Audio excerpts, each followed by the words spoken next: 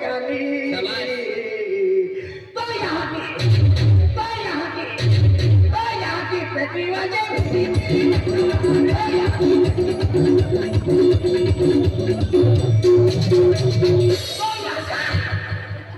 मनी माय पेटी ना टिपली ना कती पेटी वाजे आणि तुम्ही माई साकार नव्हती माझ्या पेटी वाजे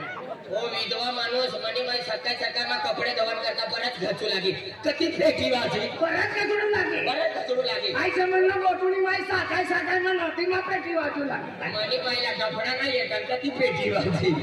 बरोबर म्हणाले हो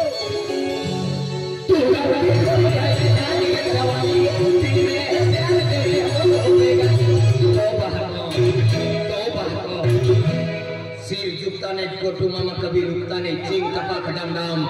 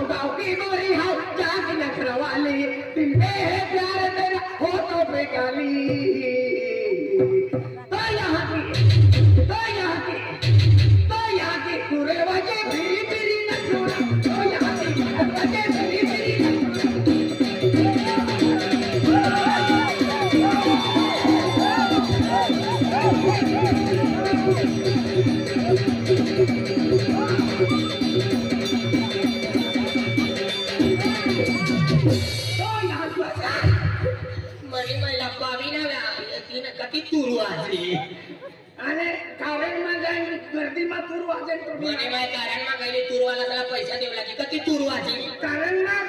तू राहिले पैसा देऊ लागे आई समजलं गोठुनी माई तुरू वाजू लागे मनी महिला पावी ना येते कती तुरू आजी तू दिवाळी मा येवाला दिवाळी मा गई एक तो वटमा देवाला कोई भी आपको जो पैसा वाला बंगला वाला गाड़ी वाला बंगला वाला पैसा वाला हिसाब मत के रुपये में भेज लिया आपको का भिखारी सगा अरे एकदम वटमा जवाना कोई भी आपको दे